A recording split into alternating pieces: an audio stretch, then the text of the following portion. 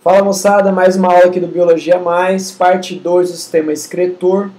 Eu sou o professor Fernando Belan, vou acompanhar vocês a mais essa videoaula. Lembrando sempre que o meu e-mail para qualquer contato é fbelan@gmail.com e não deixe de visitar o site biologiamais.com.br, que pretendo manter atualizado quase todos os dias, certo? Bom, só revisando aqui, o último slide da aula passada foi esse, onde eu estava mostrando a anatomia do rim, né? Córtex renal, pirâmides renais, cálice menor, cálice maior. Vou dar uma revisada aqui rapidinho, né? Para você não precisar voltar no outro slide. Vou pegar a caneta azul. Então aqui, ó, córtex renal, toda essa região aqui da periferia, certo? Daqui para dentro é medula, tudo isso aqui é medula. Aqui, pirâmides renais, certo? Nós temos cálices menores, o cálice maior e o bacinete ou pelve renal, que vai coletar toda a urina e mandar em direção ao ureter. Esse aqui foi o último slide da parte 1 da aula de sistema urinário, certo? Aqui, ó, só rapidinho voltando, se eu pegar esta parte do córtex renal, esta partezinha aqui, e ampliar no microscópio, é mais ou menos isso que você vai enxergar, tá? Cada bolinha dessa, então isso aqui é a ampliação do córtex renal. Cada bolinha dessa, que a gente pode ver aqui, ó, em várias situações, é a cabeça de um néfron, tá? É o que nós vamos chamar de corpúsculo renal, que nós vamos falar daqui a pouquinho. Ampliando essa parte aqui, ó, num aumento um pouco maior, nós vamos ver aqui em detalhes os corpúsculos renais, certo? Mais uma vez, ampliando esta partezinha, nós vamos chegar a esta imagem maravilhosa, né, que define bem o corpúsculo renal. Toda essa parte aqui, dá um risquinho aqui, ó, toda essa parte interna é o glomérulo de Malpighi, tá? Então isso aqui é um glomérulo de Malpighi. Muito bem, tá? Aqui nós temos capilares que serão responsáveis pela filtração do sangue. Essa parte de fora aqui, ó, essa linha que eu estou desenhando, é a chamada cápsula de Bowman. Tudo isso aqui fora, tá? Então vai formar tipo uma taça. Essa é a cápsula de Bowman. Bowman escreve assim, Bowman. Isso, B-O-W-M-A-N, muito bem. Isso aqui é o espaço, tá, entre o glomérulo e a cápsula, onde vai coletar o filtrado glomerular. Então o sangue ele vai entrar aqui pelo glomérulo, pelos capilares, ele vai girar aqui dentro dos capilares, uma alta pressão, que eu vou explicar daqui a pouquinho, e o filtrado vai ser lançado nesse espaço tá, intraglomerular, e depois coletado pela cápsula de Bowman, certo? Falando um pouquinho sobre os néfrons. Quem são os néfrons? A definição de néfron se dá mais ou menos assim. São as unidades funcionais dos rins, isso é, são responsáveis pela formação da urina. Se os rins não possuem néfrons, eles não funcionam. Ou se os néfrons estão falidos, o rim também não funciona. E a pessoa vai ter que fazer hemodiálise, que é aquele tratamento muito difícil, né, que a pessoa tem que ir 3 vezes por semana, 4 horas por dia, até o hospital para poder fazer filtração do sangue. Então, graças aos néfrons que os nossos rins funcionam, certo? As partes componentes do néfron. Corpúsculo renal, que nós vimos no slide anterior, que é o glomérulo renal, ou também chamado de Malpighi. A cápsula renal, que é a cápsula de Bowman, certo? Seguindo do túbulo contorcido proximal, que é o TCP, lembre sempre desta sigla TCP, que nós vamos utilizar bastante nesta aula, certo? Depois, a alça néfrica, ou alça de Henle, que é essa aqui, que nós também vamos falar bastante dela, e o túbulo contorcido distal, que é o TCD, tá? Então essas são as partes exclusivas de cada néfron. Glomérulo renal, cápsula de Bowman, túbulo contorcido proximal, alça de Henle e túbulo contorcido distal. Além disso, todo néfron termina num ducto coletor. O ducto coletor não é exclusivo de cada néfron, ele coleta a urina de vários néfrons, então ele é compartilhado, tá? Exclusivo são glomérulo, cápsula, túbulo proximal, alça e túbulo distal, certo? Aqui nós temos um detalhe muito legal aqui, a gente pode analisar, tá?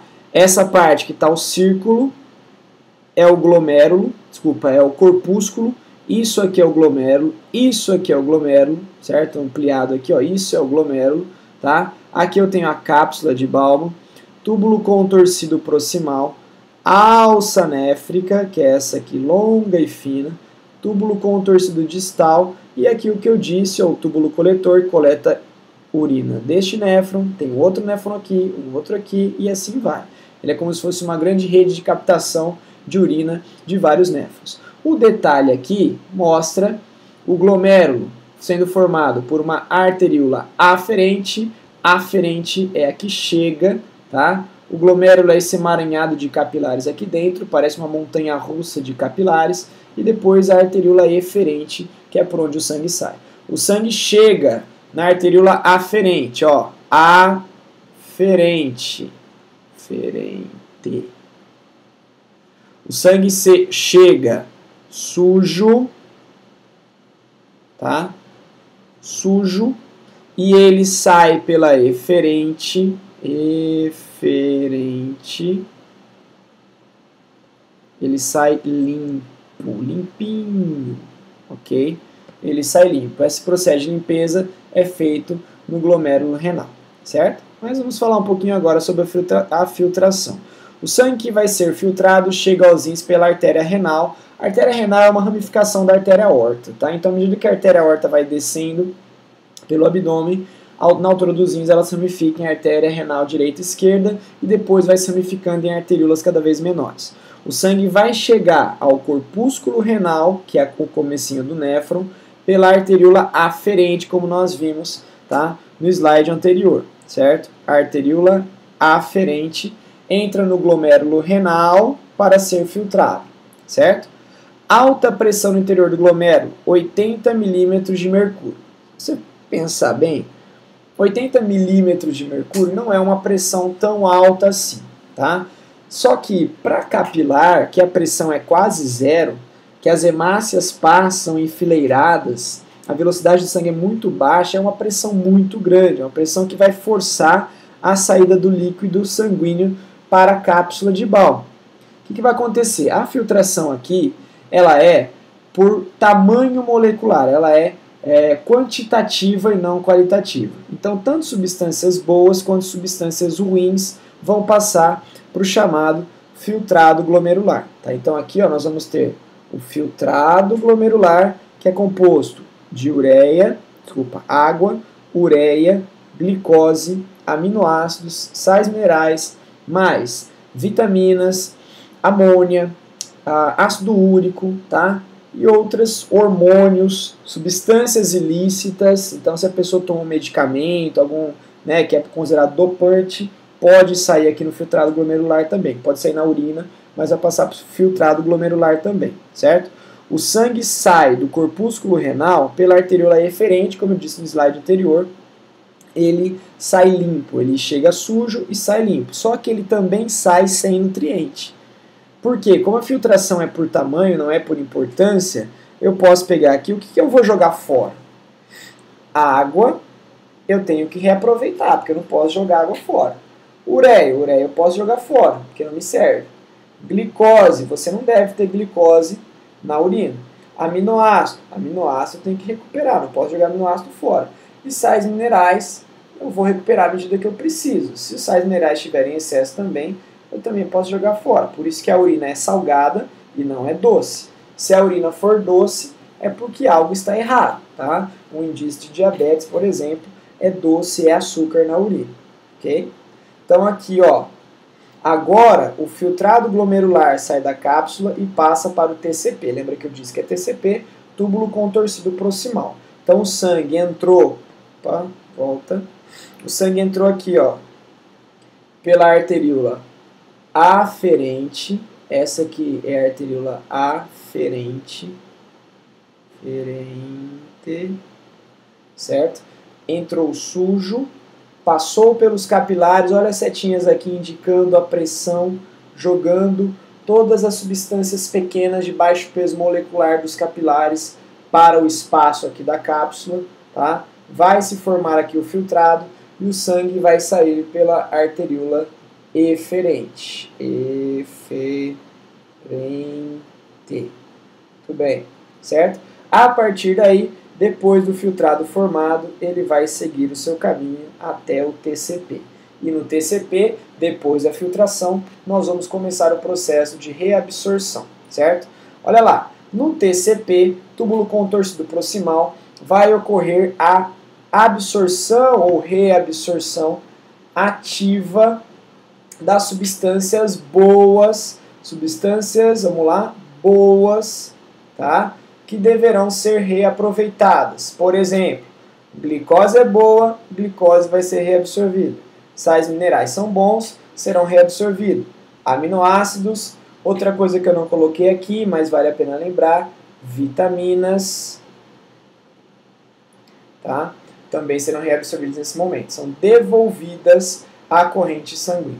Ativa porque ainda tem uma quantidade desses elementos no sangue e tem uma menor quantidade nos túbulos renais. Então você vai fazer este movimento aqui, do menos para o mais concentrado, por isso que vai ser uma absorção ativa, vai gastar energia para que absorva essa substância, certo? Isso vai se dar, de acordo com o meu círculo, nesta região. Aqui foi a filtração e no TCP vai acontecer a reabsorção ativa do que é bom, do que você não pode jogar fora, como glicose, sais minerais, aminoácidos e vitaminas, certo?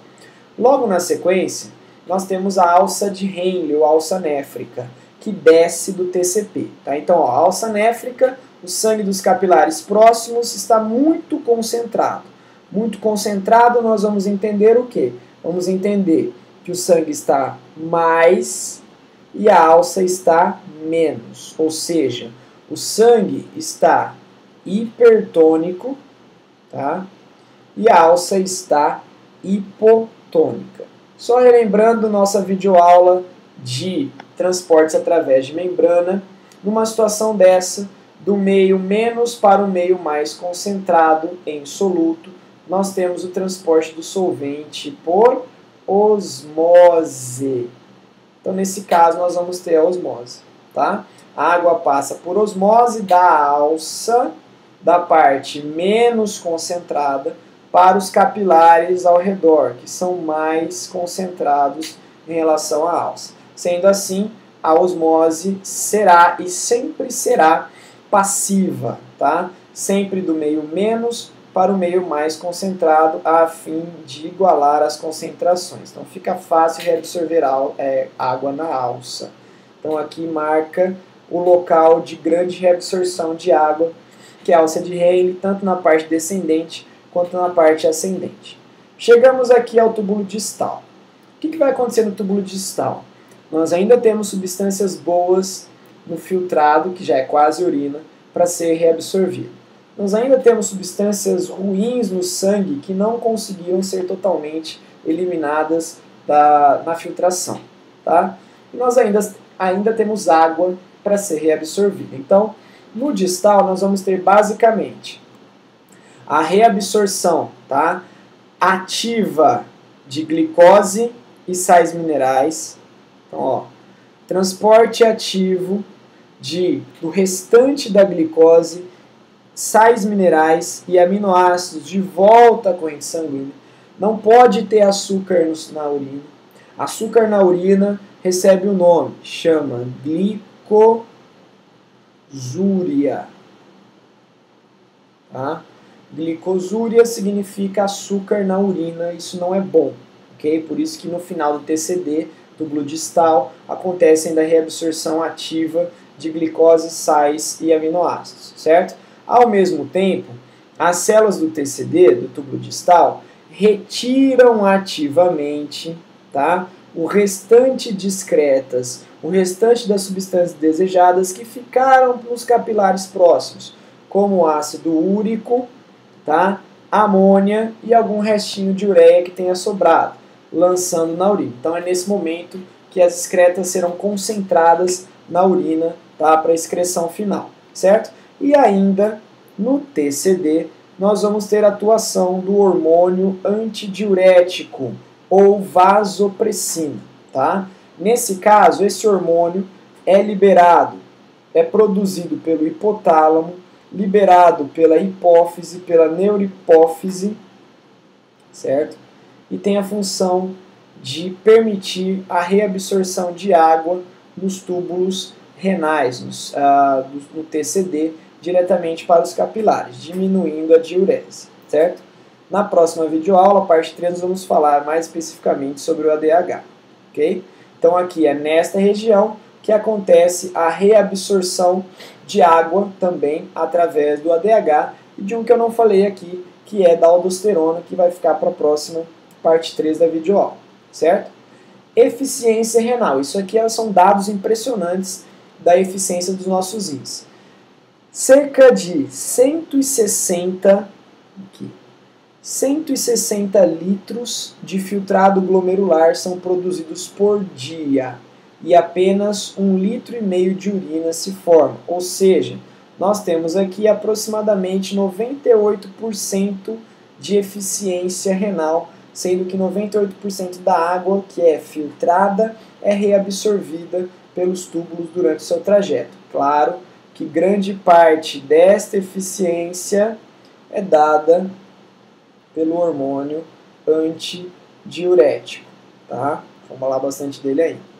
A urina formada no final do túbulo distal passa para o ducto coletor, que é aquele canal que eu disse que coleta a urina de vários néfrons, que não é exclusivo de um néfron só, tá? Os ductos coletores vão levar, então, caminhos finais, né? Final da filtração, formação da urina, levam a urina para os cálices menores, finalzinho daquela pirâmide, cálices maiores, pelve renal ou bacinete, ureter, um em cada rim, bexiga urinária.